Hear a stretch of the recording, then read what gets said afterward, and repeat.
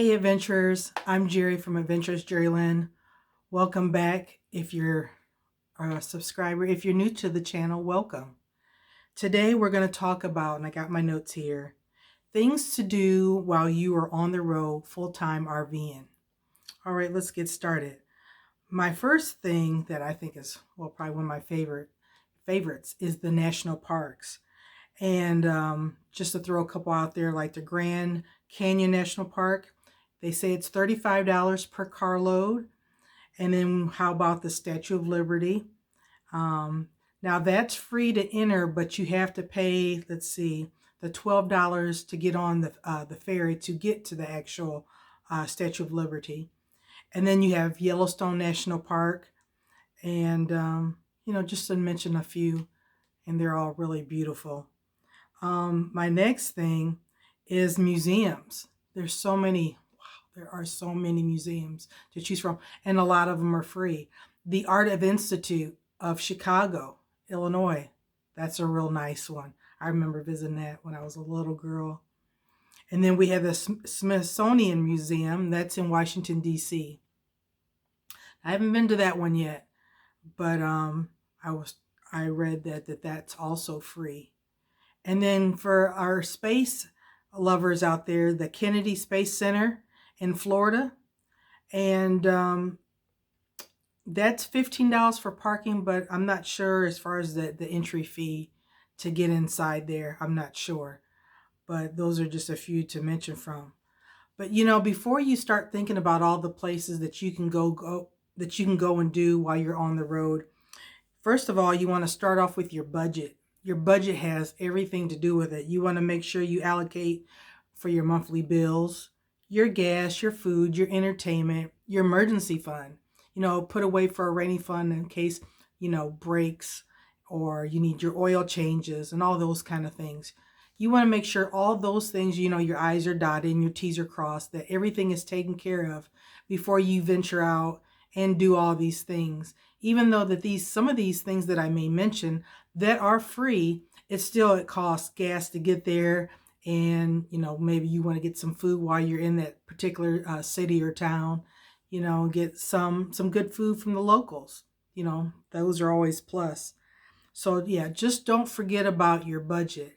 That should be your main thing before, again, you start thinking about things that you can do on the road, because we already know the things that are free.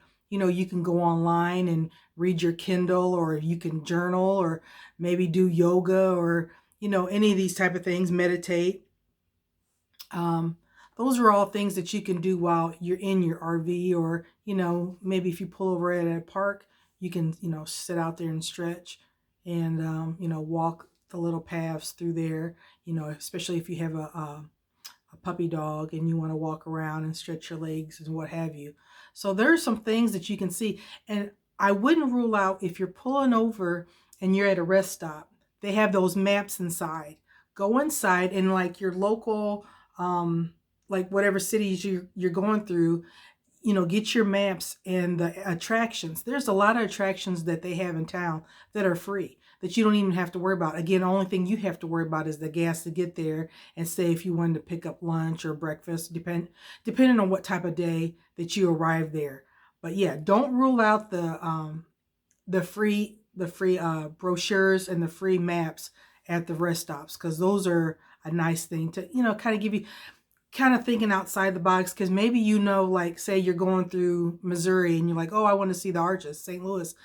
But, maybe there's something else that you may want to see. You just never know until you drive through there. So, yeah, check out your rest stops.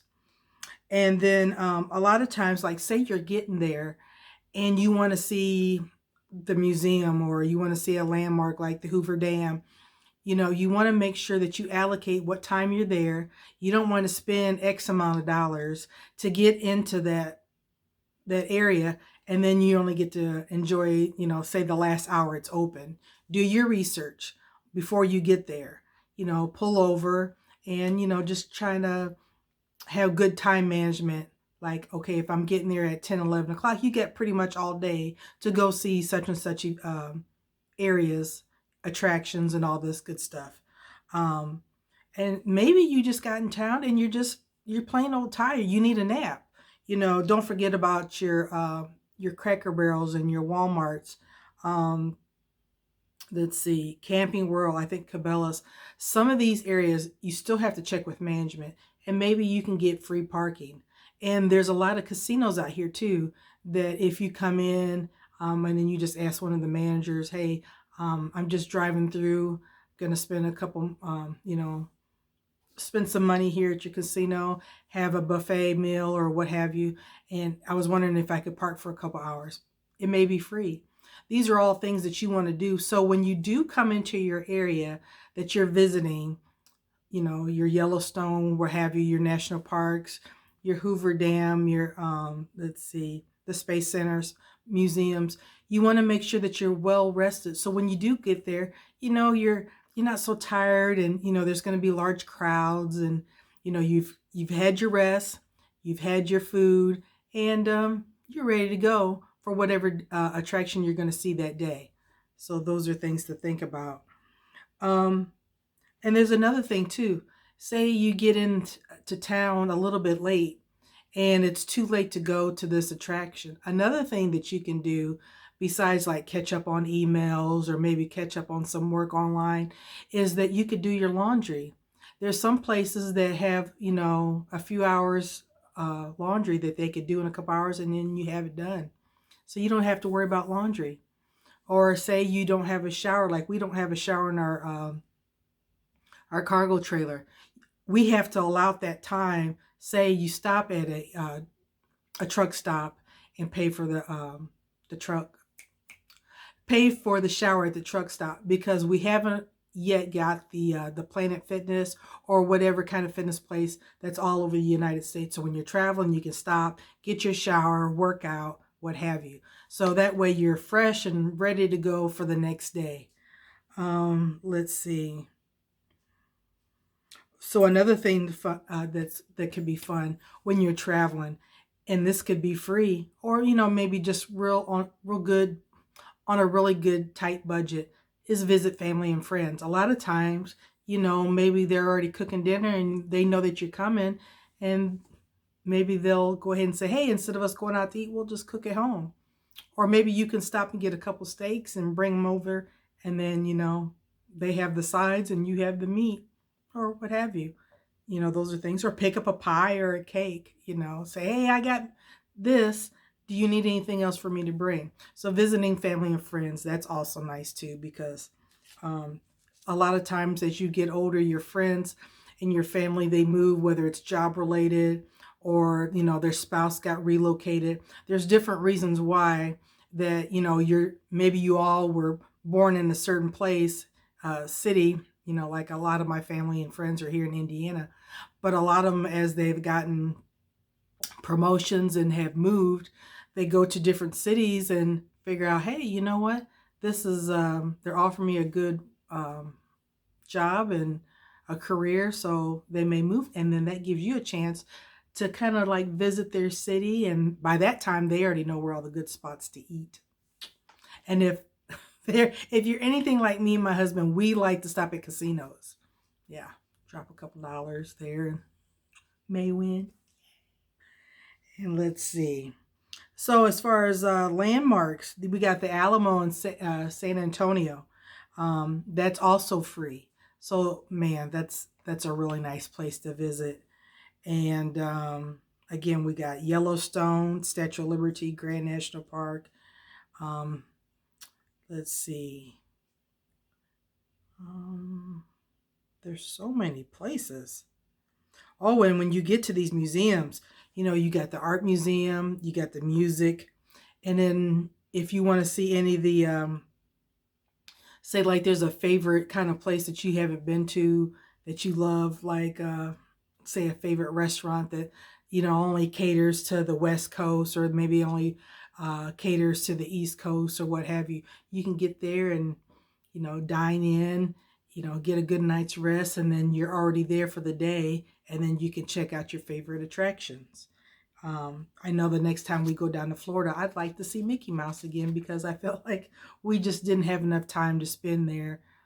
We kind of like rushed through those parks And we just didn't have, like Universal, I think I would like to stay a little longer there, and maybe Epcot, but we didn't get to see everything that they have to offer. And they're constantly just adding on to these parks, and that's something to think about. Uh, let's see. Yeah. Well, looks like that's about it. When you Another thing about the national parks and regular parks, you even if you didn't want to spend any money, you can just go to the beach, and you could surf, horseback ride, swim, jog, go through the trails, and just see what's there and what they have to offer. You know, get out of your comfort. Like, oh, I only like this, or I only like that. There's so many different things. Again, that goes back to your rest area when they have these little brochures and maps that you can see, like, I haven't tried this before, or I haven't seen this. And, just kind of open your mind and not be in such a tight little box. And you may be surprised what you see. You may enjoy it and have a good time. Something to think about. So it looks like I have pretty much everything. Like I said, your main thing, you want to make sure you got your budget. Everything's within your budget. You want to make sure that even if you're arriving late in the day and you haven't got your rest, and say you've been on the road for 8 hours and you want to see such and such Disney or what have you, or any of these landmarks or places, you want to make sure that you get a good night's rest, and see if any of these casinos or places like Walmart, nobody says you're probably going to get a really, really good sleep, but you may be surprised. You never know. And when you wake up, say if you stay at a Cracker Barrel, you can go in there and have breakfast and start your day, get your coffee going, and turn out to be a pretty nice day. So it looks like I have just about everything. I wanted to say thank you so much for coming back every single Monday. I appreciate it. And you guys are just so awesome. And I love you for coming. And you take care. We'll see you out on the open road. Bye-bye.